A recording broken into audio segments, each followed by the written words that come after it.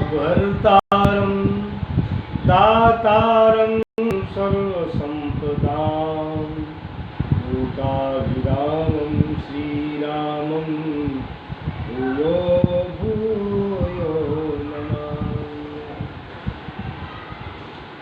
संत शिरोमणि तुलसीदास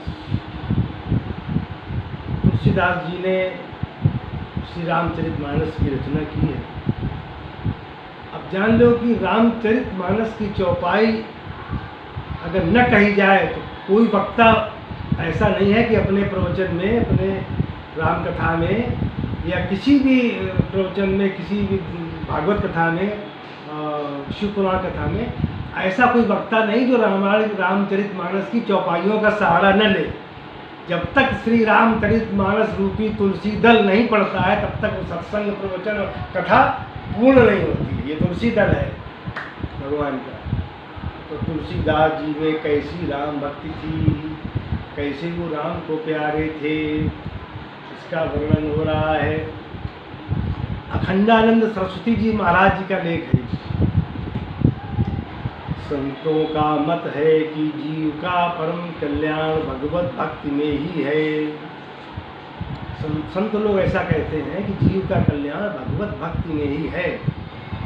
समस्त प्राणियों को भक्त एवं संत बनाना ही संतों का लक्ष्य रहा है। अब वो लक्ष्य में कितने बन पाते, कितने न बने, लेकिन फिर भी संतों का की शरण है अगर, तो वो सात्विक रहते हैं और थोड़ा सा मतलब उनमें दुर्गुण धीरे धीरे कम होने लगते हैं। संतों का प्रभाव धीरे धीरे तो भक्ति में कुछ कम ज़्यादा करके वो पूर्ण रहेंगे। भक्ति उनके हृदय में जरूर रहेगी, भक्ति माता विराजमान होंगे। ऐसे संतों का सानिध्य मिल जाएगा। वैसे तो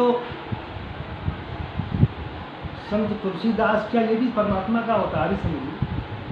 भगवान कभी कभी संतों के रूप में भी अवतरित होते हैं और किसी उद्देश्य को लेकर। ये सब भगवान के ही कार्य हैं। भगवान कृष्ण ने उपदेश कर दिया, गीता बन गई। सुखदेव जी ने भागवत सुना दी, व्यास जी ने भागवत की रचना की, उनके पुत्र ने सुनाई, परीक्षित ने सुनी, पांडव के जो थे वंशज।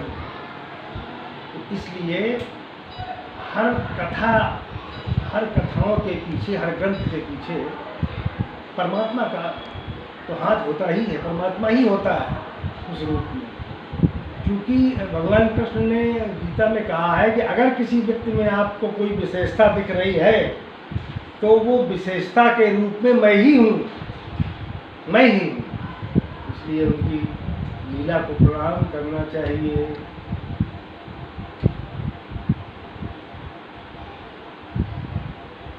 भगवत भक्ति संतों का लक्ष्य रहा है। सभी धर्मों की सफलता भी भगवत भक्ति में ही है, पर यह किसी बड़े सौभाग्यशाली साधक को प्राप्त होती है। इसलिए सभी लोग भक्ति मुक्ति मार्ग प्राप्त नहीं कर पाते। अतः भगवान ने सोचा यदि इस क्रम में जितने स्वल्प जीव मेरे भक्त की उपलब्धि कर सकेंगे तब तो कल्पों में भी प्रेम पाने वालों की संख्या अंगुली पर गिनने के बराबर रहेगी, मतलब संख्या कम रहेगी। इसलिए मुझे स्वयं जीवों के बीच चलना चाहिए, प्रकट होना चाहिए और ऐसी लीला करनी चाहिए कि मेरे अंतर ध्यान होने पर भी वे मेरे गुणों और लीलाओं का कीर्तन, श्रवण एवं स्मरण करके मेरे सच्चे प्रेम को प्राप्त कर सकें। ये परमात्मा सोच रहे हैं कि हम ऐसा कोई कार्य करें कि लोग हमारे अनुगामी बने और सच्चे प्रेम की ओर आगे बढ़ें, सन्मार्ग की ओर। भगवान आए, उनके गुण लीला स्वरूप के कीर्तन, श्रवण, स्मरण की प्रेरणा भी आई। अभी लीला संवरण भी ही नहीं हो पाया था कि वाल्मीकि ने उन्हीं के पुत्र लव कुश के द्वारा उनकी कीर्ति का गायन कराकर सुना दिया। भगवान से उनकी यथार्थता की स्वीकृति भगवान से उनकी यथार्थता की स्वीकृति भी कर ली। जगत में आदि कवि हुए वाल्मीकि और आदि काव्य हुआ, उनके द्वारा रचित श्रीमद् रामायण, वाल्मीकि रामायण, और उसका भी प्रसार संस्कृत भाषा में होने के कारण जब कुछ सीमित सा होने लगा तो भगवत कृपा से गोस्वामी तुलसीदास जी का प्रागट्य हुआ। ये प्रागट्य है, परमात्मा ही संत रूप में अवतरित हुए हैं। यही सत्य है। जिन्होंने सरल हिंदी भाषा में मानस की रचना की। उन दिनों मध्यकाल में भारत की परिस्थिति बड़ी विषम थी, विधर्मियों का बोलबाला था, वेद पुराण शास्त्र और सदग्रंथ जलाए जा रहे थे, एक भी हिंदू अवशेष न रहे, ऐसा प्रयास चल रहा था। इसके लिए गुप्त एवं प्रकट रूप से चेष्टा की जा रही थी। धर्मप्रेमी निराश से हो गए थे। तभी भगवत कृपा से श्री रामानंद जी के संप्रदाय में महाकवि तुलसीदास महाराज का प्रादुर्भाव हुआ। ये प्रकट हुए। उनकी माता का नाम तुलसी था। जब जन्म हो गया तो तमाम कार्य करते रहे। बनारस में भी काफ़ी दिन, काशी में भी उनका काफ़ी रहना रहा। फिर उनको नरहरि स्वामी गुरु रूप में मिल गए। वैष्णव संस्कार पूर्वक उन्हें राम मंत्र की दीक्षा दे दी। अवध में ही उन्होंने 10 महीनों तक हनुमान टीले पर निवास किया। हेमंत ऋतु आने पर गुरु शिष्य दोनों ही अवधपुरी से यात्रा की और फिर वे सूकर क्षेत्र पहुंच गए। वहीं गुरु जी ने प्रेम से तुलसीदास जी को रामकथा सुनाई। मैं पुनि निज गुरु संग सुनी, कथा सूकर खेत। चित्रकूट से थोड़ा आगे है, चित्रकूट से। ऐसा कहकर गोस्वामी जी ने इस बात का स्मरण भी दिलाया है कि कुछ दिनों बाद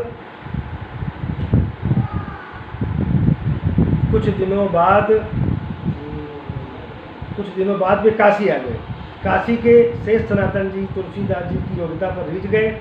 उन्हें नरहर जी से मांग कर उन्हें 15 वर्ष तक अपने पास रखा और वेद वेदांगों का संपूर्ण अध्ययन कराया।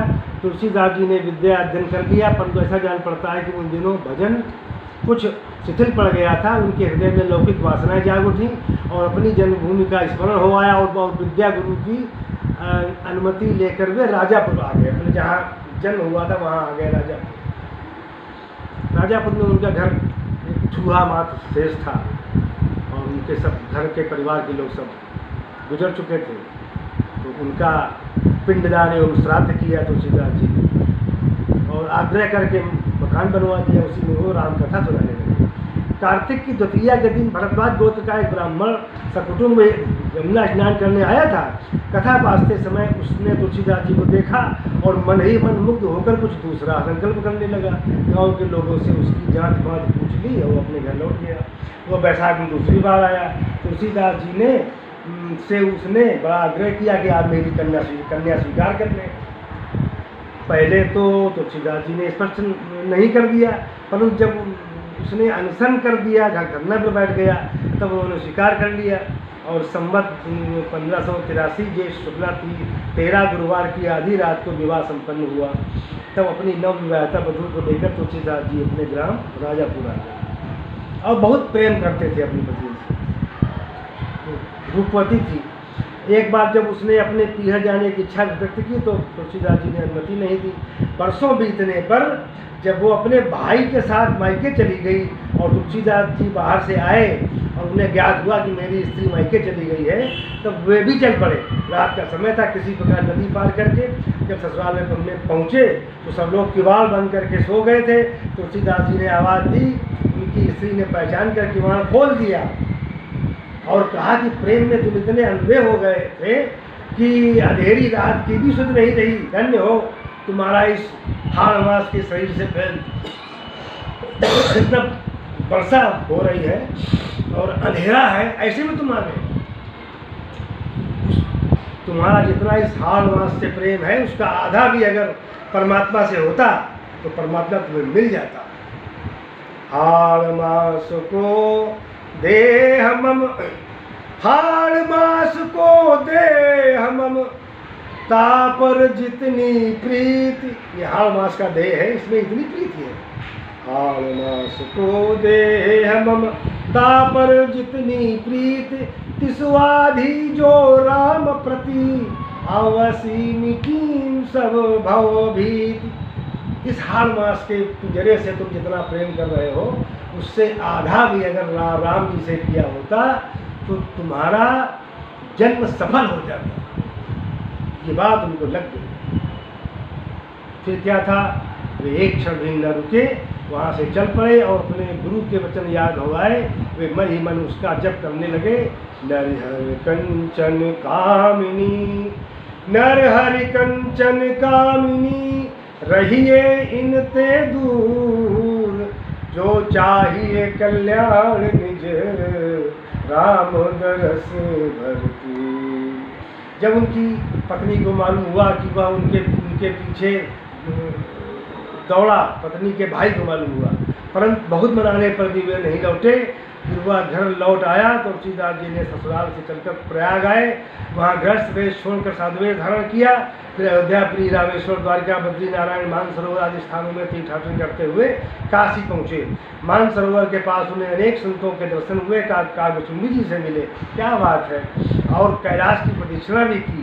इस प्रकार अपनी ससुराल से चलकर तीर्थ यात्रा करते हुए काशी पहुँचने में उन्हें पर्याप्त समय लग गया। वे काशी में प्रहलाद घाट पर प्रतिदिन वाल्मीकि रामायण की कथा सुनने जाया करते थे। वहाँ एक विचित्र घटना घटी। तुलसीदास जी 32 होने जंगल में जाते लौटते समय जो औषधि जल होता उसे एक पीपल के वृक्ष में गिरा देते। तो समुद्र से वापस आते जो पानी बचता था उसे एक जो है पीपल के वृक्ष में गिरा देते। उस पीपल पर एक प्रेत रहता था, उस जल से उसकी प्यास मिट जाती। जब प्रेत को मालूम हुआ कि ये महात्मा है तो एक दिन प्रत्यक्ष होकर उसने कहा, तुम्हारी जो इच्छा हो कहो, मैं पूर्ण करूँगा। तुलसीदास जी ने कहा, मैं भगवान राम का दर्शन करना चाहता हूँ। प्रेत ने कुछ सोच कर कहा कि कथा सुनने के लिए प्रतिदिन प्रायः कोहड़ी के वेश में श्री हनुमान जी आते हैं। वे सबसे पहले आते हैं और सबसे पीछे जाते हैं। समय देखकर उनके चरण पकड़ लेना और हट करके भगवान का दर्शन कराने को कहना। तुलसीदास जी ने वैसा ही किया। हनुमान जी ने कहा, तुम्हें चित्रकूट में भगवान के दर्शन होंगे।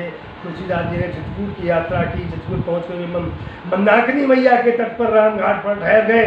वे प्रतिदिन मंदाकिनी में स्नान करते, मंदिर में भगवान के दर्शन करते, रामायण का पाठ करते और निरंतर नाम का जप करते। एक दिन वे प्रदक्षिणा करने गए थे। मार्ग में उन्हें अनुरूप भूप शिरोमणि भगवान राम के दर्शन हुए। उन्होंने देखा कि दो बड़े ये सुंदर राजकुमार दो घोड़ों पर सवार होकर यहाँ पे धनुष बाण लिए शिकार खेलने जा रहे हैं। उन्हें देखकर तुलसीदास जी मुग्ध हो गए, परंतु ये कौन है यह जान नहीं सके। पीछे से हनुमान जी ने प्रकट होकर सारा भेद बताया। वे पश्चाताप करने लगे, उनका हृदय उत्सुकता से भर गया। हनुमान जी ने उन्हें धैर्य दिया, प्रातःकाल में दर्शन होंगे। तब कहीं जाकर तुलसीदास जी को संतोष हुआ। 1607 मौनी अमावस्या बुधवार की बात है। प्रातःकाल गोस्वामी तुलसीदास जी पूजा के लिए चंदन घिस रहे थे। तब भगवान राम और लक्ष्मण ने आकर उनसे तिलक लगाने को कहा। श्री हनुमान जी ने सोचा शायद इस बार भी तुलसीदास जी न पहचाने, इसलिए उन्होंने तोते का वेश धारण करके चेतावनी का दोहा पढ़ा।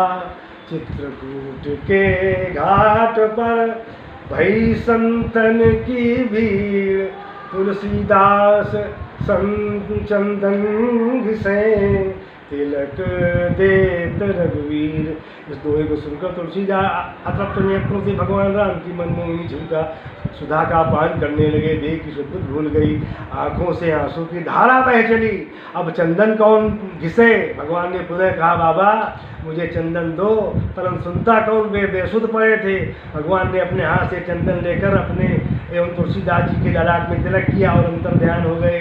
तुलसीदास जी पानी विहीन मछली की भांति गिरे, वेदना में तड़फड़ाने लगे। सारा दिन बीत गया, उन्हें पता नहीं चला। रात में श्री आकर हनुमान जी ने जगाया, उनकी दशा सुधार दी।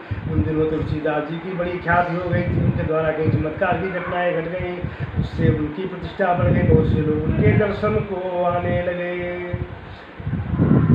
इस प्रकार से तुलसीदास जी ने जो है अच्छे अच्छे कार्य किए और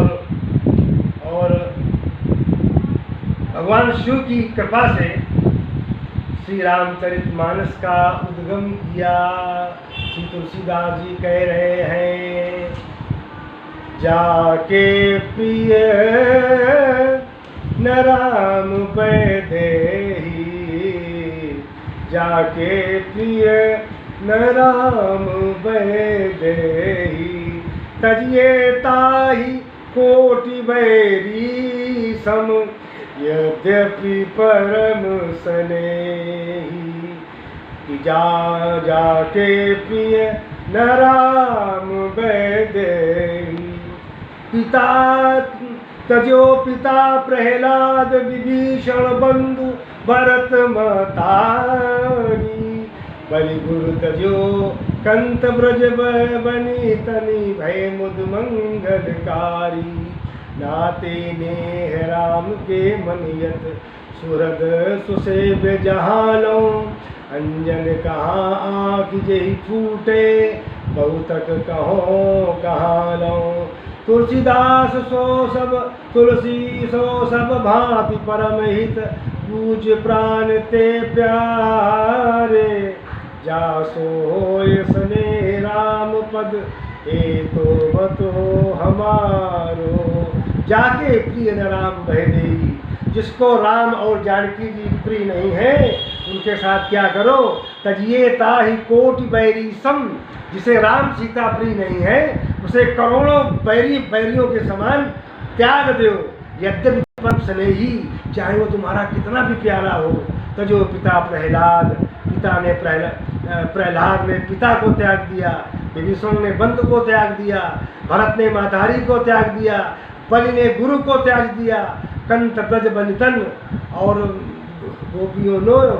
गोपियों ने अपने घर वालों की बातें त्याग दी, घर त्याग दिया। भय मुद मंगलकारी और सबका मंगल हुआ। नाते नेह राम के मनियत सूरत सुसेव जहाँ लो। अंजन कहाँ आग जई फूटे बहुतक कहो कहाँ लो। तुलसी सो सब भांति परमहित पूज प्राण ते प्यारो। जासो होय स्नेह राम पद ए तो मतो है हमारो। बस स्नेह राम के प्रति प्राप्त हो जाए, बस इससे अच्छी कोई चीज़ नहीं है। सीताराम चरण रति मोरे, सीताराम चरण रति मोरे। अनुदिन बहुत अनुग्रह तोरे, अनुदिन बहुत अनुग्रह तोरे। सीताराम चरण रति मोरे, सीताराम चरण रति मोरे। ये जो तुलसीदास जी ने रामचरितमानस का निर्माण किया है, इससे बहुतों का कल्याण हो रहा है। करोड़ों के पेट पल रहे हैं, करोड़ों अपार धन कुबेर हो गए और बहुत भक्त लोग इसका रसपान कर रहे हैं और इसमें निमग्न हैं, इसका आनंद ले रहे हैं। रामचरितमानस में तुलसीदास जी ने जो रचना की है वो सब भगवान की कृपा से हुई है, वो सब हनुमान जी की कृपा से हुई है, गणेश जी की कृपा से हुई है वो सब। और तुलसीदास जी ने ऐसे ऐसे ग्रंथ लिखे हैं, ऐसे ऐसे ग्रंथ लिख दिए हैं जो आज भी लोकप्रिय हैं, जिसमें सर्वमान्य सबसे सुंदर श्रेष्ठ कृति उनकी श्री रामचरितमानस है। इसलिए रामचरितमानस अगर जो पढ़ता है तो उसे लीला चिंतन भी होता जाता है, उसे ध्यान भी होता जाता है, उसका राम नाम जप भी होता जाता है। और कभी वो गाता है राम नाम, राम की चौपाई, तो वो कीर्तन भी होता जाता है।